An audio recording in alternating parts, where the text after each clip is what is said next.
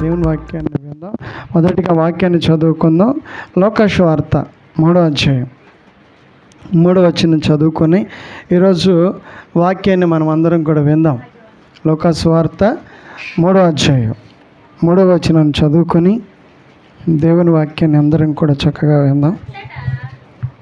అంతటా అతడు వచ్చి పాపక్షమాపణ నిమిత్తం వారు మనసు విషయమైన బాప్తిసం పొందవలని యోర్దాను నది ప్రదేశం అంతటా ప్రకటించాను. స్తోత్రాలు చెల్లిద్దాం.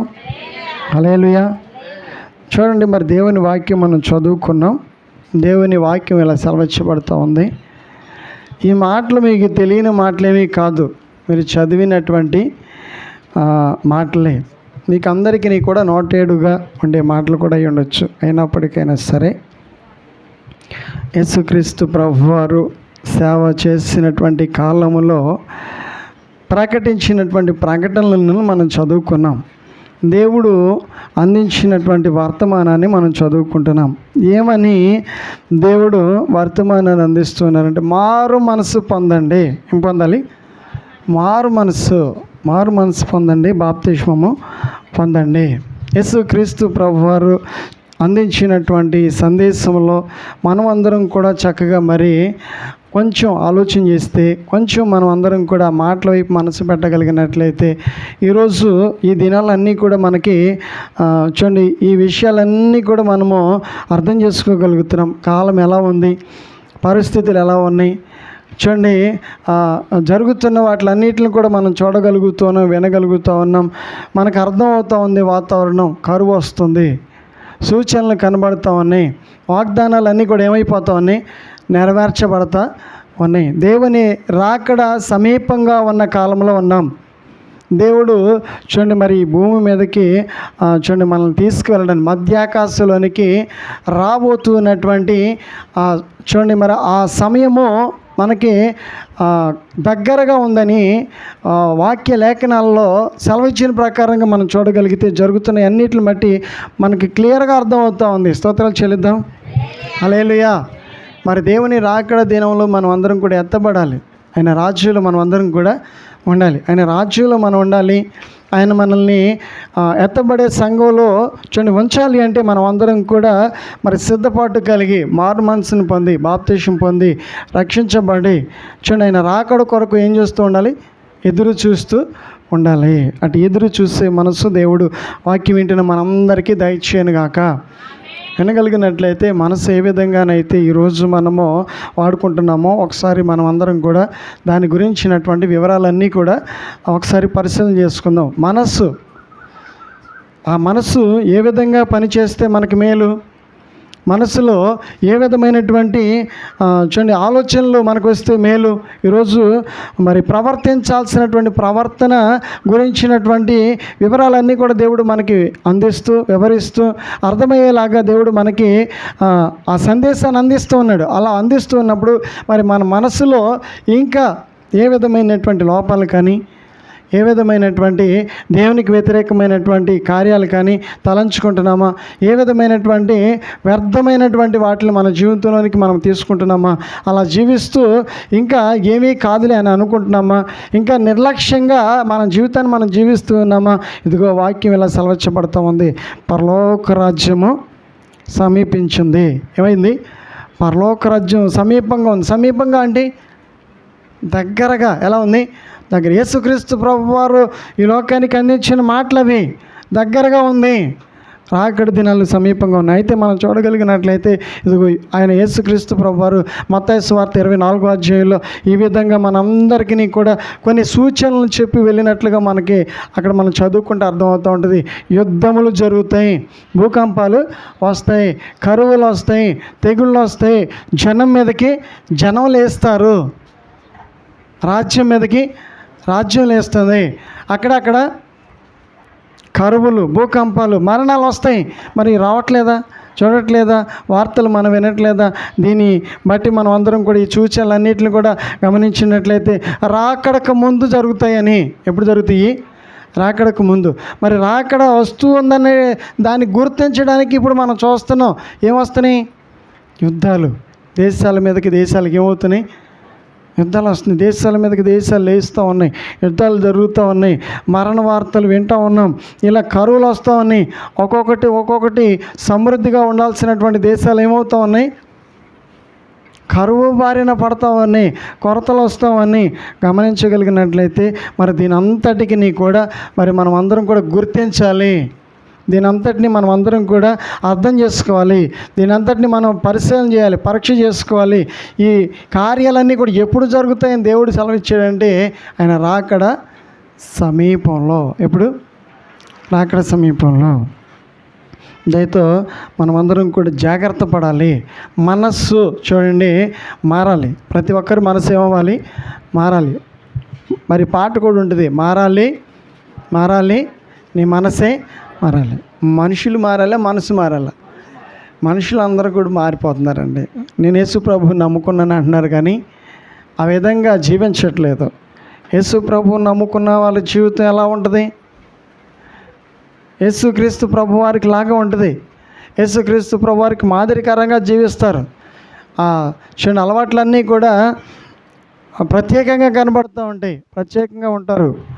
అంతేకాని చూడండి మునుపు జీవించినట్లుగా, ఇదివరకు జీవించినట్లుగా ఆ లోపాలు చూడండి, ఆ పాపము ఇంకా వాళ్ళ జీవితంలో చూడండి వాళ్ళు ఉంచుకోరనమాట. ఖచ్చితంగా నిర్ణయాలు తీసుకుంటారు, ఖచ్చితంగా ఆలోచనలు చేస్తారు.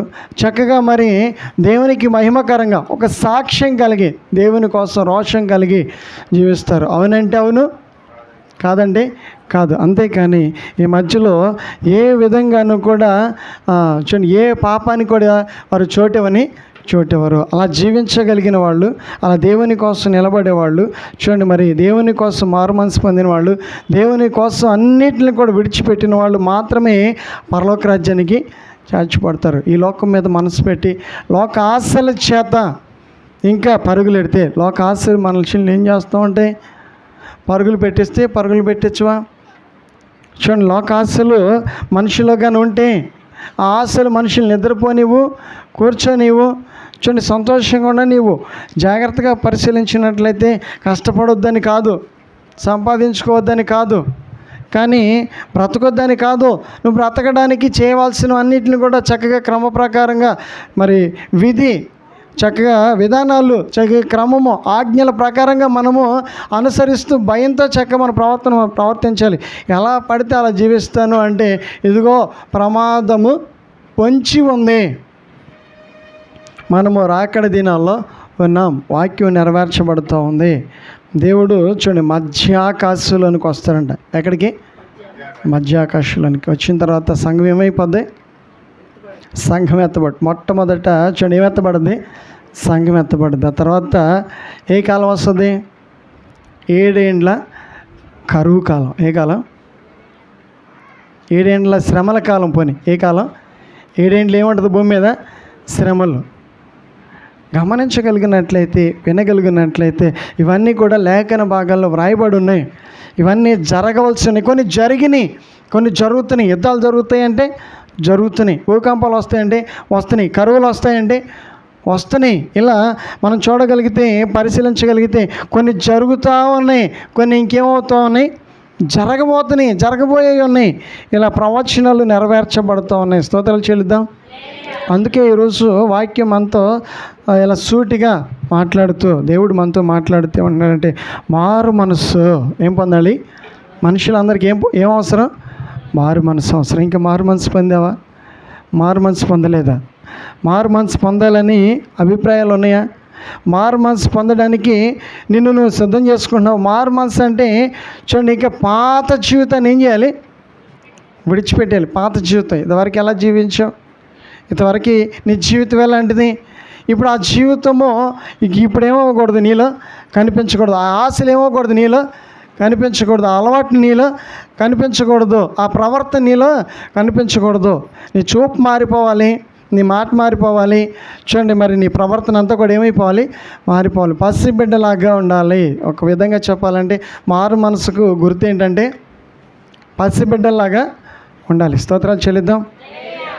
కనీసం ఈ రోజుకైనా సరే మనం ఈ వాక్యం విన్న తర్వాత అయినా సరే ఇంకా మరి విసిగించే వ్యక్తిగా చూడండి, మనుషుల్ని విసిగిస్తూ, మనుషుల్ని ఏడిపిస్తూ, మనుషుల్ని ఇబ్బంది పెడుతూ, ఇంకా అవమానకరమైన జీవితాన్ని జీవిస్తూ సంతోషం కోసం చూడండి మరి ఇంకా లోకం మీద ఆశతో జీవించగలిగినట్లయితే జాగ్రత్త, దేవుని వాక్యం సెలవిస్తూ ఉంది. అట్టి కార్యాలన్నిటికీ కూడా చూడండి తీర్పు ఉంది. అట్టి కార్యాలు విడిచిపెట్టకపోతే, మార్చుకోకపోతే ఉంది, తీర్పు ఉంది. తీర్పు తీర్చబడతాం. చూడండి మరి అప్పుడు మనకి శిక్ష విధించడం జరుగుద్ది.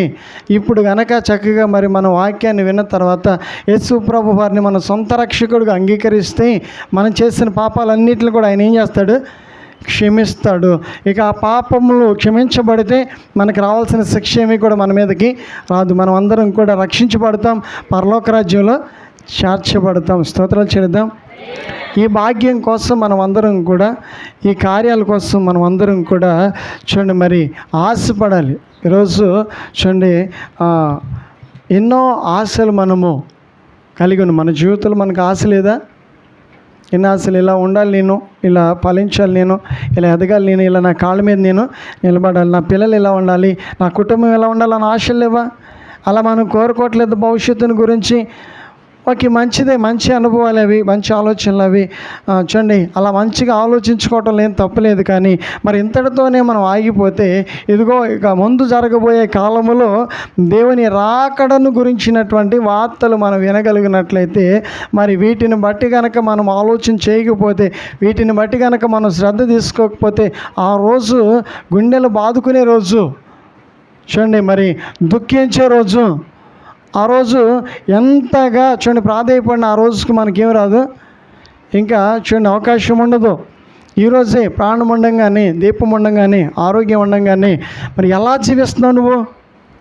ఎలాంటి జీవితాన్ని జీవించాలని ఇంకా నువ్వు నిర్ణయాలు తీసుకున్నావు? నీ జీవితాన్ని గురించినటువంటి నీ ఆలోచనలు ఎలా ఉన్నాయి? యేసు క్రీస్తు ప్రభు వారికి మాదిరికరమైనటువంటి జీవితాన్ని జీవించాలని నీవు అభిప్రాయపడుతున్నావా? అభిప్రాయపడట్లేదు. ఇంకా యేసుక్రీస్తు ప్రభు వారికి మాదిరికరమైనటువంటి జీవితాన్ని జీవించి మరి ఉంటే మంచిది. యేసుక్రీస్తు ప్రభు వారు చనిపోయారు, తిరిగి లేచారు, సమాధిని జయించారు. అలాగే యేసుక్రీస్తు ప్రభు వారిలాగా జీవిస్తే మనం కూడా చూడండి మరణించిన తర్వాత తిరిగి ఏమవుతాం? లేపబడతాం. అలా మన జీవితంలో కార్యాన్ని మనం చూడగలుగుతాం. అలా ప్రవర్తనను బట్టే ఈరోజు మారుమనసు పొందితేనే ఆ కార్యాన్ని మన జీవితంలో జరగడం మనం చూస్తాం. అలా కాకుండా బాప్తిసం తీసుకోకుండా చూడండి మారుమనసు పొందకుండా చూడండి ఇంకా ఉన్నట్లయితే ఈరోజు నేను బ్రతిమలాడుతున్నాను. ఈరోజు మిమ్మల్ని అందరినీ కూడా ప్రభువుని బట్టి, దేవుణ్ణి బట్టి బ్రతిమలాడుతున్నాను. నీవు మార్చుకోగలిగితే, నీవు మార్చుకుంటే, నీవు మారుమనసు పొందితే ఇదిగో పరలోక రాజ్యము వెళతాం. ఇంకా చూడండి ఇంకా త్రాగుడు, ఇంకా వ్యసనాలు, ఇంకా కఠినమైన జీవితాన్ని, మూర్ఖపు జీవితాన్ని జీవించగలిగినట్లయితే ఇదిగో ఈ భాగ్యాన్ని మనము కోల్పోతాం. పరలోకం వెళ్ళాల్సిన మనము చూడండి ఇంకా క్రియలు మార్చుకోకపోతే ఎక్కడికి వెళ్ళాం? పరలోకము వెళ్ళాం. క్రియలు మారితేనే, మారు మనసు పొందితేనే ఎక్కడికి వెళ్తాం? పరలోకం. క్రియలు మారకుండా మారు మనసు పొందకపోతే ఎక్కడికి వెళ్తాం? నరకానికి వెళతాం. అయ్యో ఎవరు నశించిపోవటం నాకు ఇష్టము లేదని వాక్యం సెలవిస్తూ ఉంది. దేవుడు మాట్లాడుతూ ఉన్నాడు. అందుకని ఈరోజు చూడండి శిక్షించడానికి కాదు, నేను భయపెట్టడానికి అంతకంటే కాదు, ఏదో ఉద్రేకంతో ఈ మాటలు చెప్పట్లేదు. అవన్నీ మానేసేయి. దేవుడు ప్రేమించి చెప్తున్నాడు. నువ్వు ఎవరిని చూడండి మోసం చేయట్లా, నిన్ను నువ్వే మోసం చేసుకుంటున్నావు. ఎందుకంటే చూడండి మరి ఏదో నీ జీవితంలో కార్యాలు జరుగుతున్నాయి అనుకుంటున్నావు, కానీ ఏదో కాలం గడిచిపోతుంది అనుకుంటున్నావు, కానీ ఇదిగో ఆయుష్ తగ్గిపోతుంది. చూడండి మరి రాకడ దినాల్లోనికి వచ్చేస్తూ ఉన్నాం. ఒకానొక రోజు నీ లోకాన్ని అందరం విడిచిపెట్టాల్సిన రోజు వస్తుంది. మరి ఆ రోజు పరిస్థితి ఏంటి? ఇలాగే మన జీవితాన్ని కొనసాగిస్తే, ఇలాగే మార్పు లేకుండా జీవిస్తే, భయం లేకుండా జీవిస్తే, ఎంత చెప్పినా మార్చుకోకపోతే ఇదిగో విడిచిపెట్టబడే రోజు ఒక రోజు ఉంది. ఈ లోకాన్ని విడిచిపెట్టబడిన తర్వాత, వెళ్ళిపోయిన తర్వాత ఆ రోజుకి ఆ రోజు మనం అందరం కూడా ఏమీ చేసుకోవడానికి కుదరదు. ధనవంతుడు ఆ రోజు అంటున్నాడు, అయ్యా ఇంకా నాకు 5 సహోదరులు ఉన్నారు భూమి మీద. ఎంతమంది ఉన్నారంట? 5. వాళ్ళ దగ్గరికి వెళ్ళి వస్తా ఒకసారి అంటున్నాడు. ఏమన్నాడు? వాళ్ళ దగ్గరికి ఒకసారి వెళ్ళి వస్తాను అన్నాడు. ఉన్నప్పుడు నువ్వేమీ కూడా ఏమీ చేయలేదు. ఎంత చెప్పారు నీకు వాక్యం? ఎన్నిసార్లు వాక్యం విన్నావు? ఎన్నిసార్లు వాక్యం విన్న తర్వాత కూడా నీ కఠిన హృదయం ఏమనుకోలేదు? మార్చుకోవాలనుకోలేదు. నీ కఠిన తలంపులు ఇంకా మార్చుకోవాలనుకోలేదు. ప్రభువుని బట్టి చెప్తున్నాను, అలా జీవించొద్దు, కఠినంగా జీవించొద్దు. అదిగో కఠినంగా జీవించిన వ్యక్తి, లెక్క లేకుండా జీవించిన వ్యక్తి, భయం లేకుండా జీవించిన వ్యక్తి, అదుపు లేకుండా జీవించిన వ్యక్తి వినగలిగినట్లయితే ఎంత విచారం అండి. అతని జీవితంలో ఏమి చూడాల్సి వచ్చిందంటే అతడు నరకంలో పడిపోయాడు. అక్కడ నరక యాతనలు అనుభవిస్తూ ఉన్నాడు. ఒక్క చుక్క నీళ్లు కూడా అతనికి అక్కడ దొరకటం లేదు. అప్పుడు లాజరుని పిలిచి అడుగుతున్నాడు, లాజరు, నేను నీకు బాగా తెలుసుగా, భూమి మీద మన ఇద్దరం ఒక చోట ఉన్నాంగా, నేను బాగా బ్రతికేవాడు, నువ్వు పేదరికంలో ఉన్నావు. ఇప్పుడు ఒక్క చుక్క నీ చిటికిన వేళ్ళు ముంచి నా నాలుక మీద ఇవా దప్పికొని ఉన్నాడు. ఏమన్నాడు? దప్పికొని ఉన్నాడు. రాకూడదండి అటువంటి పరిస్థితులు ఎవరికి కూడా రాకూడదు. అటువంటి స్థితి ఎవరికి రాకూడదు. ఈరోజు దేవుడు మనతో మాట్లాడుతున్నాడు. మారు మనసు పొందిన లాజరు ఎక్కడికి వెళ్ళాడు? పరలోక రాజ్యం వెళ్ళాడు. శ్రమ అనుభవించాడు కానీ, వేదన అనుభవించాడు కానీ, కష్టాలు అనుభవించాడు కానీ నీతిగా జీవించాడు. ఎలా జీవించాడని? నీతిగా మాటను కాపాడుకున్నాడు, బ్రతుకును కాపాడుకున్నాడు, తన క్యారెక్టర్ను కాపాడుకున్నాడు. ఎవరి కోసమో కాదు, మెప్పుల కోసం గొప్పల కోసం కాదు. దేవుని రాజ్యం వెళ్ళాలి. ఎక్కడికి వెళ్ళాలి? నేను దేవుని రాజ్యం వెళ్ళాలి, నాకు దేవుని రాజ్యము కావాలి, నేను పరలోక రాజ్యంలో ప్రభువుతో ఉండాలని తపన కలిగి ఉన్నాడు. వాళ్ళంతా కూలిపోయినాయి, కురుపులతో బాధపడుతున్నాడు, బాధించబడుతున్నాడు, ఆకలితో పెట్టేవాళ్ళు లేక అల్లాడిపోతూ ఉన్నాడు. అలా కాలము గడిచిపోయింది కానీ ముగించబడింది. ఈ లోకాన్ని విడిచిపెట్టాడు. ఎక్కడికి వెళ్ళిపోయాడంట? నేరుగా పరలోకం వెళ్ళిపోయాడంటండి. అబ్రహాం రోమన్ ఏం చేశాడు? ఆనుకున్నాడంట. స్తోత్రాలు చెల్లిద్దాం. హల్లెలూయా. అదిగో ఆ సంగతుల గురించి ఆలోచించు. ఎందుకు ఈ చేయకూడని కార్యాలు ఎందుకు చేయాలి? ఈ చేయకూడని పనులు ఎందుకు చేయాలి? ఏమొస్తాయని చేయాలి? ఏ లాభం కోసం చేయాలి? ఏ సంతోషం కోసం చేయాలి? అవి మనకి ఎంతవరకు ఉపయోగపడతాయి? చూడగలిగినట్లయితే కఠినంగా ఉంటాం, కఠినంగా జీవిస్తూ ఉంటాం, మూర్ఖంగా జీవిస్తూ ఉంటాం, వ్యతిరేకంగా జీవిస్తూ ఉంటాం, ఏడిపించేస్తూ ఉంటాం, చూడండి చెదరగొట్టేస్తూ ఉంటాం, కక్షలు తీర్చుకుంటూ ఉంటాం, గొడవలు చేస్తూ ఉంటాం, చిచ్చులు పెడతా ఉంటాం. ఇవన్నీ ఏం అలవాట్లేవి? ఇవన్నీ మారు మనసు పొందిన వాళ్ళు ఉంటాయా? మారు మనసు పొందిన వాళ్ళు ఇలాంటి అన్నిటిని కూడా చూడండి వాళ్ళ జీవితాల్లో చూడండి జీవిస్తారు. వీటిని పెట్టుకొని మారు మనసు పొందిన వాళ్ళు అందరి క్షేమాన్ని కోరుకుంటారు, అందరి కోసం ప్రార్థన చేస్తారండి. మారు మనసు పొందినటువంటి లక్షణం ఏంటంటే ఎవరికి ఏ కీడు చేయరు. స్తోత్రాలు చెల్లిద్దాం.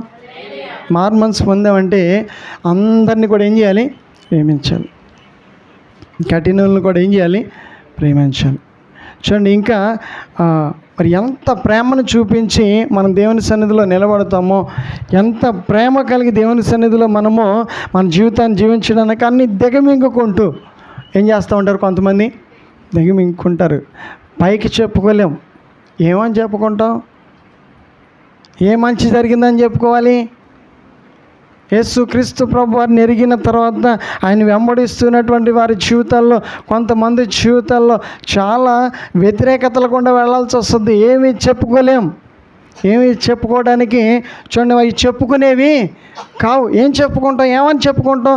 చెప్పుకుంటే చులకన, చెప్పుకుంటే లోకువా, చెప్తే అంతా మరి చులకనగా చూస్తారని చెప్పేసి క్రీస్తు ప్రేమ కలిగి ఓర్పుతో ఓర్చుకుంటూ భరిస్తూ చూడండి మరి ముందుకు వెళ్ళేవాళ్ళు కూడా ఉంటారు. భరిస్తూ ఉంటారండి.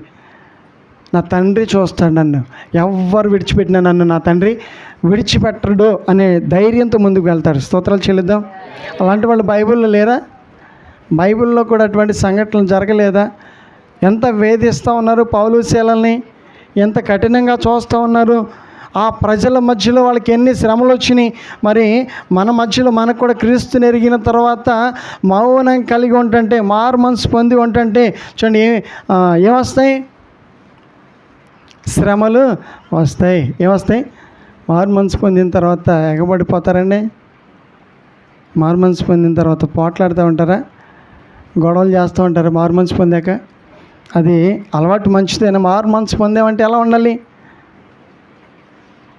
దేవునికి చూడండి అప్పగించుకున్నావు అంటే ఎలా ఉండాలి? ఇంకా ఇప్పుడు ఎవరికి ఇచ్చేస్తావు? నువ్వు దేవునికి ఇచ్చేస్తావు. నువ్వు నీ సొత్తు కాదు. ఇప్పుడు ఎవరి సొత్తు? నువ్వు దేవుని సొత్తు. దేవునికి అప్పగించబడిన తర్వాత, దేవునికి సమర్పించుకున్న తర్వాత, దేవునికి ఇచ్చేసిన తర్వాత, దేవునికి కానుకగా అర్పించబడిన తర్వాత మరలా ఏం చేసుకోకూడదు? మరలా పాత జీవితాన్ని మన చేతులకి తీసుకోకూడదు. పాత అలవాట్లు మన చేతులనికి తీసుకోకూడదు. అవే ప్రమాదం అని చెప్తున్నానండి. అవే మంచివి కాదు అలవాట్లు అని చెప్తున్నాను. ఎందుకు ఇంకా వెనక తిరుగుతున్నావు? ఎందుకు వెనక ఆలోచనలు వస్తున్నాయి నీకు? ఎందుకు పాత జీవితాన్ని గుర్తు చేసుకుంటున్నావు? ఎందుకు గత జీవితాన్ని గుర్తు చేసుకుంటున్నావు? ఎందుకు ఆ అనుభవాలు నీకు మరలా చూడండి మరి గుర్తుకొస్తున్నాయి? మంచిది కాదు. దేవుని వాక్యం సెలవిస్తూ ఉంది. నువ్వు మారు మనసు పొందిన వ్యక్తివి. మారు మనసు తగిన ఫలమును ఫలించాలి. మారు మనసు తగిన ఫలం ఫలించాలి. మారు మనసు పొందామంటే మనల్ని చూస్తున్న అనేకులు ఏం చేయాలి? అనేకులు కూడా మనలో చూడండి మరి మాదిరిని నేర్చుకోవాలి. ఏమి నేర్చుకోవాలి? మాదిరిని. అలా ఉండాలి. ఎవరిలాగా? నేను చూసిన ఆ నలుగురు, నీతో కలిసిన నలుగురు ఏమనుకోవాలి? నీకులాగా ఉండాలని అభిప్రాయపడాలి, ఆలోచన. అలా మారు మనసు తగిన ఫలమును ఫలించాలి. అదిగో అప్పుడు 120 మంది ప్రార్థన చేస్తుంటే 3000 మంది పరిగెత్తుకుంటూ వచ్చి అంటున్నారు, అయ్యా మేమేం చేయాలి? ఏమడుగుతున్నారు? మేమేం చేయాలి? అదిగో ఆ రేంజ్లో ఉండాలి మన జీవితం. స్తోత్రాలు చెల్లిద్దాం. ఏ రేంజ్లో ఉండాలి? అది గొప్ప రేంజ్ అండి. ఆ రేంజ్ ఎంత గొప్పదో తెలుసా? ఆ స్థితి, ఆ అనుభవం ఎంత గొప్పదో తెలుసా? వీళ్ళని సలహాలు అడిగేటటువంటి స్టేజ్లో ఉంచాడు దేవుడు. వాళ్ళని అంతగా హెచ్చించాడు. స్తోత్రాలు చెల్లిద్దాం. వాళ్ళందరికీ అప్పటికప్పుడే పరిచయం. వాళ్ళందరూ కూడా అప్పటికప్పుడే కలుసుకున్నటువంటి సమయం అది. వరకు ముందు కలుసుకుని మాట్లాడుకొని చర్చలు జరిగినటువంటివి ఏమీ కూడా లేదు. ఫస్ట్ టైం కలుసుకున్నారు. కానీ అడుగుతున్నారు, మా అమ్మల్ని ఏమి చేయమంటారు? రక్షణ పొందడానికి ఏం చేయాలి? మరి మనల్ని చూసిన అనేకులు ఆ మాటలు అనగలుగుతున్నారా? మనలో అంత మార్పు ఉందా? మనం అంత ప్రభావం కలిగిన జీవితాన్ని జీవిస్తున్నామా? ఎదుటి వ్యక్తులకి మనల్ని చూస్తే ఏం కలగాలి? ప్రేమ కలగాలి. కఠిన ఆత్మలు కూడా ఏం కలిగించాలి? ప్రేమ కలిగించాలి. అప్పటికప్పుడే చెరసాల ఇక్కడ అన్నాడు, ఏం కలిగి? మా ఇంట్లో భోజనం చేయండి. ఏమంటున్నాడు? మా ఇంట్లో భోజనం చేయండి. చూడండి ఆ గాయాలన్నీ కడిగేశాడు. ఏం కలిగింది ఆయనకి? చెరసాల నాయకుడికి ప్రేమ కలిగింది. ఎవరిని బట్టి ప్రేమ కలిగింది? పౌలు శీలను బట్టి. ఆ వ్యక్తిగత జీవితం అంత ప్రభావవంతంగా ఉంది. ఈరోజు మరి మన జీవితం ఎలా జీవిస్తున్నాం? నీలో ఎంత చూడండి మరి పరిశుద్ధత ఉంది. నువ్వు ఎంత పవిత్రంగా ఉంటున్నావు? నీ భక్తిని ఎంత కాపాడుకుంటున్నావు? నీ యథార్థతని ఎంత కాపాడుకుంటున్నావు? నువ్వు నీతి కొరకు ఎన్ని శ్రమలు అనుభవిస్తున్నావు? ఎన్ని కష్టాలు అనుభవిస్తున్నావు? నీతిగా జీవిస్తున్నావా? నీ ఇష్టానుసారంగా జీవిస్తున్నావా? జాగ్రత్త. దేవుని రాకడ సమీపంగా ఉంది. ఇవన్నీ కూడా మనం అందరం కూడా జాగ్రత్తగా పరిశీలించాలి. ఎలా పడితే అలా జీవిస్తే పరలోక రాజ్యానికి మనం చేర్చబడం. ప్రభువా ప్రభువా అని వాళ్ళు ఎక్కడికి వెళ్ళరంట? పరలోక రాజ్యం వెళ్ళరంట. ఎక్కడికి వెళ్తారంట మరి? ప్రభువా ప్రభువా అనేవాళ్ళు ఏంటి వీళ్ళ పరిస్థితి? అసలు మాకు యేసు ప్రభు తెలుసా అంటారు, మంచిదే. యేసు ప్రభు గొప్ప దేవుడు అంటారు, ఇంకా మంచిదే. యేసు ప్రభువుని గురించి గొప్ప సంగతులు ఎన్నో చెప్తూ ఉంటారు, చాలా మంచిది. అవన్నీ కూడా మంచిదే, కాదనట్లేదు. మరి పరలోక రాజ్యం వెళ్ళడానికి ఇవన్నీ సరిపోతాయా? ఈ బుద్ధి మారాలిగా. అప్పటికప్పుడే ఆ కఠినాత్ముడు ఏమైపోయాడు? వాళ్ళ మీద ద్వేషాన్ని చూపించినాడు. బుద్ధి ఏమైపోయింది? మారిపోయిందా? ఉందా? మరి నువ్వు కరగవే. నీలో ఆ తగ్గింపు రాదే, ఆ దీనత్వం రాదే, ఆ లోపడట్లేదే, ఆ ప్రేమించట్లేదే, ఆ అర్థం చేసుకునేటటువంటి ఆ మనసు నీకెందుకు రావట్లేదు? ఎందుకు నేను దిద్దుకోవట్లేదు, సరి చేసుకోవట్లేదు? ఎందుకు నువ్వు మార్చుకునేటటువంటి ఆ పరిస్థితులు ఎందుకు మనం ఆలోచించట్లేదు? జాగ్రత్త. అన్నీ మనం అనుకుంటున్నట్లుగానే జరగవు. సాయంత్రం దాకా ఆడు అనుకున్నట్లుగానే జరిగినాయి. ఎట్లాగా? సాయంత్రం దాకా ఎట్లా జరగాలనుకుంటే అట్లా జరిగినాయి. కట్టేయాలనుకున్నాడు, కట్టేసాడు. కొట్టాలనుకున్నాడు, కొట్టేసాడు. చింపాలనుకున్నాడు, బట్టలన్నీ కూడా చింపేశాడు. చేయాలనుకున్నాడు, అల్లరంతా చేశాడు. నేరం ఏమీ లేకుండా, కారణం ఏమీ లేకుండా వాళ్ళ పట్ల అసభ్యకరంగా ప్రవర్తించాడు. ఆడు చేయాల్సినంత వరకు చేసేసాడు. ముగిచేసి చల్లగా అలా కూర్చున్నాడండి ఫ్యాన్ వేసుకుని, ఎలా మనకలాగా. ఎలాగా నా పని అంతా పూర్తి చేసుకుని వచ్చేసానని చెప్పి కూర్చున్నాడు. ఇక ఆడు కూర్చున్నవాడు ఉలుకుపళ్ళు వేసేలాగా కాలం ఏం చెప్తుంది ఆయనకి? సమాధానం చెప్తుంది. స్తోత్రాలు చెల్లిద్దాం. ఏం చెప్పింది ఆయనకి కాలం? సమాధానం చెప్పింది. పౌలు శీలలు ఏం చెప్పలా, ఎవరు చెప్పారు? కాలమే సమాధానం చెప్పింది. ఎలా చెప్పింది కాలం? ఆడు కూర్చున్నటువంటి కుర్చీ కదిలిపోతుంది. ఏమైపోతుంది? కూర్చున్న కుర్చీ కదిలిపోతుంది. ఆ గుండెల్లో ధైర్యము చాలట్లా, సరిపోతుందా? కఠినాత్ముడు చూడండి, దురుసుగా ప్రవర్తించాడు, వ్యతిరేకంగా ప్రవర్తించాడు, మూర్ఖంగా ప్రవర్తించాడు. అలా ప్రవర్తించినోడు అలా ఏమైపోయాడు? కరిగిపోయాడు. స్తోత్రాలు చెల్లిద్దాం. కఠినాత్ములు దేవుడు నూతన హృదయాన్ని ఇచ్చినగాక, నూతన మనసుని ఇచ్చినగాక, కరిగి దేవుని ప్రేమ కలిగి జీవించుదురుగాక. ఈ సమయంలో దేవుని వాక్యాన్ని బట్టి మారు మనసు పొందినట్లయితే, ఇదిగో కఠినాత్ముడిని దేవుడు ఏం చేశాడు? రక్షించాడు. కఠినంగా ప్రవర్తించిన ఈరోజైతే దేవుడిని కనుక మనము వేడుకోగలిగితే దేవుడు మనల్ని కూడా ఏం చేస్తాడు? క్షమిస్తాడు. యేసు ప్రభు క్షమించడానికి వచ్చాడు, శిక్ష నుంచి విడిపించడానికి వచ్చాడు, మరణం నుంచి తప్పించడానికి వచ్చాడు. ఆయన ఏ విధంగానూ కూడా శిక్షించడానికి కాదు మనతో మాట్లాడుతూ ఉంది. ఆయన ఏ విధంగానూ కూడా నశించబోవడం ఆయనకేమి ఇష్టము లేదు. ఈ వాక్యాన్ని వినగలిగినట్లయితే, అర్థం చేసుకోగలిగినట్లయితే, యేసుక్రీస్తు ప్రభు వారు మనల్ని అందరినీ కూడా ప్రేమిస్తున్నారు. యేసుక్రీస్తు ప్రభు వారి ప్రేమ మనందరి మీద చూపిస్తూ ఆయన మాట్లాడుతున్నారు. మార్చుకో, కఠినాత్ముడుగా ఉండొద్దు, మూర్ఖుడుగా ఉండొద్దు, కోపిష్టిగా ఉండొద్దు, దుర్మార్గపు ఆలోచనలు చేయొద్దు, అపవిత్రమైన కార్యాలు చేయొద్దు, వ్యర్థమైన జీవితాన్ని విడిచిపెట్టాయి. ఎప్పటితో నీ జీవితాన్ని మార్చుకుంటానంటే, చెరసాల నాయకుడినే కాదు, ఆ 3000 మందిని కూడా యేసుక్రీస్తు ప్రభువారు ఏం చేశారు? క్షమించారు. వారి దగ్గరికి వచ్చి ఏం చేయాలంటే, మారు మనసు పొందండి. పేతురు, యోహానులు ఏం ప్రకటించారు? శిష్యులందరికీ 120 మంది చూడండి, వాళ్ళందరూ కూడా చేస్తున్న ప్రార్థన ఫలితం పేతురు గారు ప్రసంగించారు. పాప క్షమాపణ నిమిత్తం మారు మనసు పొందండి. 3000 మంది ఏం పొందారు? మారు మనసు పొందారు. ఆ పాత జీవితాన్ని అంతటిని కూడా ఏం చేశారు? విడిచిపెట్టారు. ఈరోజు వాక్యాన్ని వింటూ ఉన్నప్పుడు మనం కూడా ఏం విడిచిపెట్టాలి? పాత జీవితాన్ని, పాప జీవితాన్ని, లోక జీవితాన్ని విడిచిపెట్టాలి. ఆ అలవాట్లన్నింటిని కూడా విడిచిపెడితే, ఇదిగో నువ్వు సంతోషిస్తావు. స్తోత్రాలు చెల్లిద్దాం. నువ్వు ఆశీర్వదింపబడతావు. స్తోత్రాలు చెల్లిద్దాం. దేవుని యొక్క కృప నువ్వు పొందుకుంటావు. స్తోత్రాలు చెల్లిద్దాం. దేవుని కృప నిరంతరం నీకు తోడుగా ఉంటుంది. స్తోత్రాలు చెల్లిద్దాం. ఈ మాటలు సత్యమని నమ్మగలిగినట్లయితే, ఆలోచింపజేసి చక్కగా ఎప్పటి నుంచి నీవు చక్కగా వాక్య ప్రకారం జీవించడానికి నిన్ను సిద్ధం చేసుకోగలిగినట్లయితే, యేసుక్రీస్తు ప్రభువారు క్షమించే దేవుడు, రక్షించే దేవుడు, పరలోక రాజ్యానికి తీసుకెళ్ళేది ఆయనే. స్తోత్రాలు చెల్లిద్దాం. ప్రార్థన చేసుకుందాం. వాక్యాన్ని బట్టి చిన్న ప్రార్థన చేసుకుందాం. కలిగిన తండ్రి యేసయ్య, మీకు వందనాలు. ఈ వాక్యానుసారంగా వాక్యం వినిన బిడ్డల జీవితాల్లో ఒక నూతనమైన నిర్ణయాలు, నూతనమైన ఆలోచనలు, నూతనమైన బ్రతుకు అయాదిగత నీ బిడ్డల్లో నూతన తలంపులు దయచేయమని, రక్షించండి. ఈ వాక్యం అయా ఎవరెవరు వింటున్నారో, ఏ ఏ స్థితిలో ఉండి వింటున్నారో అటు బిడ్డలందరినీ కూడా రక్షించమని ప్రాధేయపడుతుండగా, ప్రార్థిస్తుండగా, బ్రతులాడుకొని వచ్చుండగా ఒక్కొక్కరిని రక్షించి, అందరినీ రక్షించి రాజ్యానికి వారసులుగా చేయమని, మహిమ పొందమని, తోడమని యేసు పరిశుద్ధ నామములో ప్రార్థిస్తున్న తండ్రి, ఆమేన్.